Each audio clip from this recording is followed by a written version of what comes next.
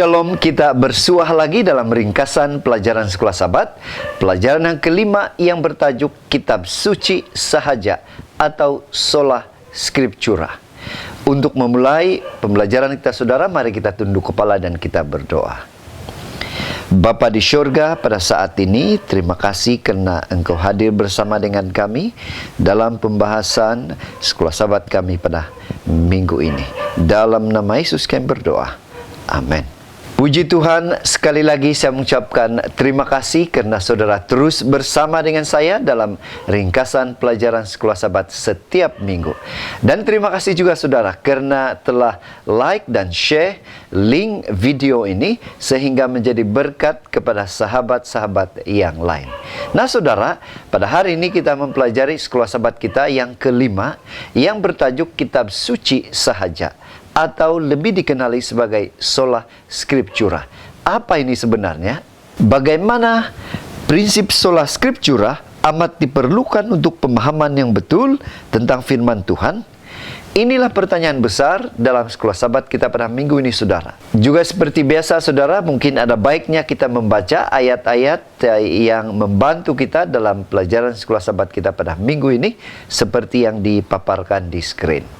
Manakala ayat hafalan kita terdapat dalam Ibrani 4 ayat 12 yang mengatakan, sebab firman Tuhan hidup dan kuat dan lebih tajam daripada pedang bermata dua manapun.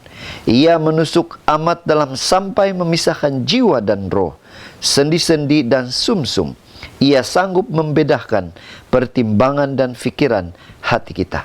Dari ayat ini saudara, kita melihat bahwa firman Tuhan itu adalah sesuatu yang lebih berkuasa berbanding dengan pedang yang kita miliki. Apa makna ini saudara? Mari kita belajar bersama-sama. Nah, untuk melepasi halangan pentafsiran mengenai hal-hal yang bersifat kiasan dalam kitab suci, di mana banyak makna berbeza difikirkan dalam ayat Alkitab, para pembaharu Protestan menekankan pentingnya interpretasi tata bahasa historical Alkitab yang memandang secara serius tata bahasa dan makna literal dari ayat Alkitab. Alkitab itulah yang memberikan kuasa penentu dan otoriti kepada reformasi Protestan pada ketika itu. Kitab suci satu-satunya, Sola Scriptura, telah meninggikan kitab suci sebagai satu-satunya sumber standar dan kata putus untuk teologi. Iman Protestan menekankan kata kunci satu-satunya, yaitu kitab suci adalah satu-satunya otoriti terakhir apabila hal-hal mengenai iman dan doktrin menjadi isu. Itu tidak bermaksud tidak ada inspirasi selain dari Alkitab, atau tidak ada sumber lain di mana kita dapat memahami beberapa topik dengan lebih baik. Itu sebabnya pada minggu ini kita akan mempelajari 5 topik untuk mengerti persoalan atau isu ini. Yaitu kita akan membahas saudara, kitab suci itu sebagai kata putus. Kemudian bagaimana kesepaduan kitab suci, bagaimana kejelasan kitab suci mentafsir kitab suci sendiri, dan yang terakhir Sola Scriptura dan Ellen G. White. Kita ke tajuk yang pertama, kitab suci sebagai kata putus. Apa maknanya ini saudara? Bagaimana kitab suci itu menjadi kata putus dalam pemahaman dan pentafsiran Alkitab? 1 Korintus 4 ayat 6 mengatakan, saudara-saudara, kata-kata ini aku kenakan pada diriku sendiri dan pada Apolos karena kamu, supaya dari teladan kami, kamu belajar apakah artinya ungkapan. Jangan melampaui yang ada tertulis, supaya jangan ada di antara kamu yang menyombongkan diri dengan jalan mengutamakan yang satu daripada yang lain. Dari ayat ini saudara, Rasul Paulus menjelaskan bahwa kitab suci harus menjadi satu-satunya landasan doktrin atau dasar kepercayaan di dalam perjanjian lama dalam konteks itu. Kemudian Petrus memasukkan tulisan Paulus dalam asas doktrin, yaitu 2 Petrus 3:16. Kita boleh baca. Kemudian itu saudara, kitab Wahyu diakhiri dengan peringatan agar tidak mengubah atau menghapus apa-apa dari perjanjian lama dan baru. Wahyu 22. Terdapat sumber lain yang membantu kita memahami Alkitab dengan lebih baik, tetapi mereka tidak dapat menggantikan Alkitab itu sendirinya. Contohnya, arkeologi, kamus, dan kesesuaian buku dan bahan-bahan yang lain boleh saja membantu pemahaman kita, tetapi tidak menggantikan Alkitab itu. Kitab suci satu-satunya adalah Tuhan yang benar dan yang berautoriti, penuh daripada semua tulisan dan doktrin di bumi. Itulah yang dikatakan oleh Martin Luther. Artinya, Alkitab adalah dasar iman bagi umat percaya dan sumber yang berautoriti yang digunakan oleh orang percaya. Seterusnya tajuk yang kedua, kesepaduan kitab suci. Apa artinya ini saudara? Bagaimana kesepaduan di antara Allah penulis dan perkabaran yang terdapat dalam Alkitab itu dinyatakan?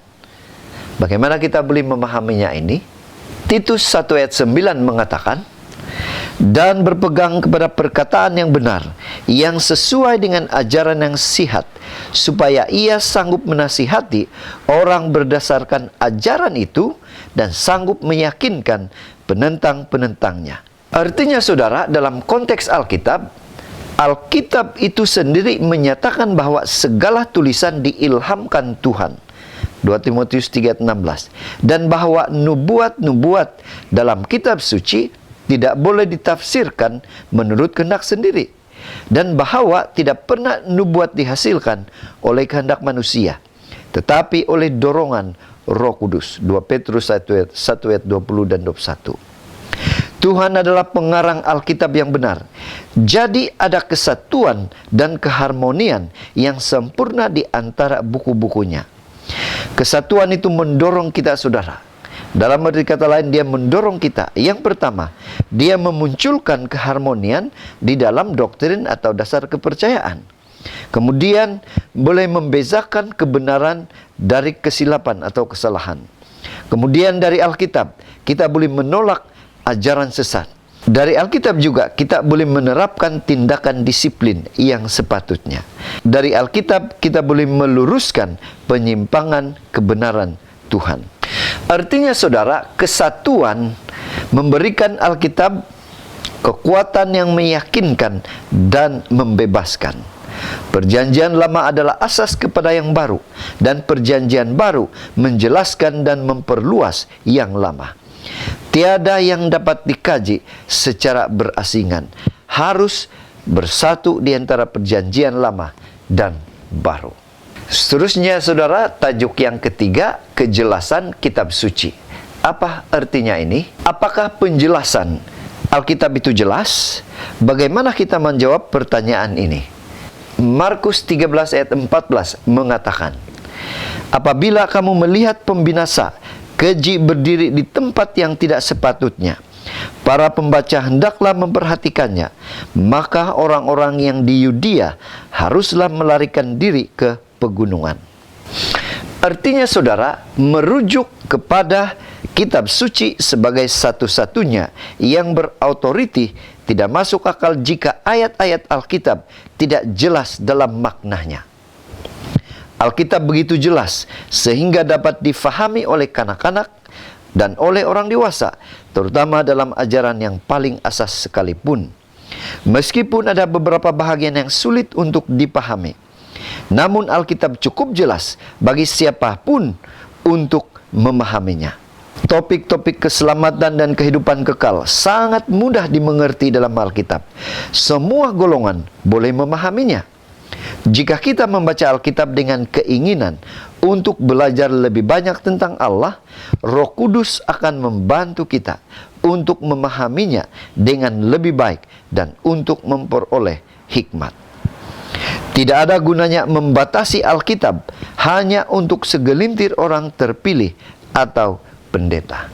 Dari sini kita mengerti bahwa Alkitab itu sangat jelas dengan penjelasan dari dirinya sendiri. Dalam topik yang keempat ini, saudara, kita akan lebih jelas bagaimana kitab suci itu menjelaskan atau mentafsir kitab suci. Mari kita lihat, saudara. Namun pertanyaannya ialah, apakah ada dasar atau prinsip penafsiran yang benar? Roma 15 ayat 4 mengatakan, sebab segala sesuatu yang ditulis dahulu telah ditulis untuk menjadi pelajaran bagi kita, supaya kita teguh berpegang pada pengharapan oleh ketekunan dan penghiburan dari kitab suci. Saudara, kita harus ingat bahwa hanya dengan adanya kesepaduan Alkitab, maka ia dapat berfungsi sebagai pentafsirnya sendiri. Tanpa kesepaduan itu, kitab suci tidak boleh menjadi cahaya yang menyingkapkan maknanya sendiri, di mana satu bahagian kitab suci mentafsir bahagian lain, dan dengan itu menjadi kunci untuk memahami petikan yang berkaitan. Keindahan daripada membiarkan kitab suci mentafsirkan kitab suci adalah karena ia memberikan cahaya pemahaman lebih jauh akan maknanya sendiri. Dengan berbuat demikian, kita tidak menggunakan ayat-ayat untuk membuktikan pendapat kita sendiri. Apa norma atau kebiasaan yang harus kita ikuti ketika mentafsirkan teks Alkitab yang kita pelajari? Sekiranya Alkitab adalah satu-satunya peraturan iman, ia mesti menjadi satu-satunya peraturan pentafsiran. Daniel menggunakan Alkitab untuk mempertahankan tulisannya sendiri. Perjanjian Baru penuh dengan rujukan langsung dan tidak langsung kepada Perjanjian Lama untuk menyokong doktrin dan menafsirkan fakta. Kita harus menafsirkan Alkitab dengan membandingkan ayat-ayat selalu dalam konteksnya dan mengkaji bagaimana keseluruhan kitab suci menangani topik yang sedang dihadapi. Jadi saudara, inilah artinya bagaimana Alkitab itu atau kitab suci itu mentafsir diri dia sendiri. Seterusnya saudara, tajuk yang kelima, Sola Scriptura dan Ellen G. White. Pertanyaannya ialah, bagaimana kita mengaitkan Alkitab dengan tulisan Ellen G. White? Apakah dia menuliskan dengan cara Sola Scriptura? Karena inilah yang menjadi perdebatan ramai orang, saudara. Jadi mari kita lihat, apakah Sola Scriptura itu digunakan di dalam penulisan Ellen G. White? Yoel 2 ayat 28 mengatakan, kemudian daripadaku itu akan terjadi bahwa aku akan mencurahkan rohku ke atas semua manusia. Maka anak-anakmu laki-laki dan perempuan akan bernubuat. Orang-orang yang tua akan mendapat mimpi. Teruna-terunamu akan mendapat penglihatan-penglihatan. Artinya saudara, ini boleh sahaja terjadi kepada setiap pribadi kita. Boleh saja kita boleh melihat atau bermimpi atau bernubuat. Dalam konteks ini bagaimana kita memahaminya? Terdapat nabi-nabi dalam Alkitab yang tidak menulis apa-apa atau tulisannya tidak disimpan. Namun, itu tidak bermakna mereka kurang mendapat inspirasi. Contohnya saudara, Yohanes Pembaptis dianggap agung dari semua nabi, tetapi tidak menulis apa-apa. Tuhan telah berjanji bahwa akan ada nabi-nabi yang diilhami pada zaman akhir, zaman saudara dan saya, atau zaman kita. Ellen G. White adalah salah satu dari nabi itu. Nah, persoalannya ialah bagaimana penulisan Ellen G. White bagaimana penulisan Ellen G. White harus ditafsirkan? Adakah dia mempunyai kewibawaan dalam penulisan seperti yang kita pelajari ini? Seperti yang dijelaskan oleh Ellen G. White, tulisannya mesti ditafsirkan menurut Alkitab, bukan sebaliknya. Dia sendiri tidak pernah menyatakan atau berpura-pura bahwa tulisannya harus menggantikan Alkitab. Tujuan penglihatan yang diberikan kepada Ellen G. White adalah agar umat Tuhan menerapkan kebenaran Alkitab pada akhir zaman. Kita tidak boleh menggunakan tulisannya sebagai landasan bagi setiap doktrin atau dasar kepercayaan. Alkitab masih merupakan satu-satunya peraturan iman dan praktik bagi gereja Seventh-day Adventist. Pena inspirasi menjelaskan, apabila Anda membuat Alkitab menjadi makanan Anda, daging Anda, dan minuman Anda, apabila Anda membuat prinsipnya sebagai elemen karakter Anda akan tahu dengan lebih baik bagaimana menerima nasihat daripada Tuhan. Saya meninggikan nasihat yang berharga di hadapan Anda hari ini. Jangan ulangi apa yang telah saya katakan dengan mengatakan, Nyonya White berkata begini dan Nyonya White berkata demikian. Selidikilah apa yang dikatakan oleh Tuhan Israel dan kemudian lakukan apa yang diperintahkannya. Artinya saudara, Tuhan telah memberikan cukup bukti dalam firman-Nya tentang sifat ketuhanannya. Kebenaran besar yang berkaitan dengan penebusan kita dinyatakan dengan jelas dengan bantuan Roh Kudus yang dijanjikan kepada semua yang mencarinya dengan ikhlas. Setiap orang dapat memahami kebenaran ini untuk dirinya sendiri. Tuhan telah memberikan kepada manusia landasan yang kuat untuk meletakkan iman mereka. Jadi saudara, dari pembelajaran ringkasan Sekolah Sabat kita pada minggu ini, kita boleh menyimpulkan bahwa Alkitab adalah satu-satunya buku yang tidak pernah salah karena ianya berasal dari Tuhan. Untuk mentafsir Alkitab itu kita perlu menggunakan sola scriptura atau Alkitab dan Alkitab sahaja. Oleh itu saudara, marilah kita mengimani dasar iman kita yaitu Alkitab. Karena ini juga yang diimani oleh nabi-nabi sebelumnya dan juga termasuklah Ellen G. White. Jadi saudara, begitulah ringkasan pelajaran Sekolah Sabat kita pada minggu ini. Semoga menjadi manfaat kepada semua kita. Tuhan memberkati. Mari kita berdoa. Bapa di surga, terima kasih karena sekali lagi Tuhan telah menolong kami dalam pembahasan Sekolah Sabat kami pada hari ini. Biarlah ini menjadi berkat untuk setiap kami. Dalam nama Yesus kami berdoa. Amin.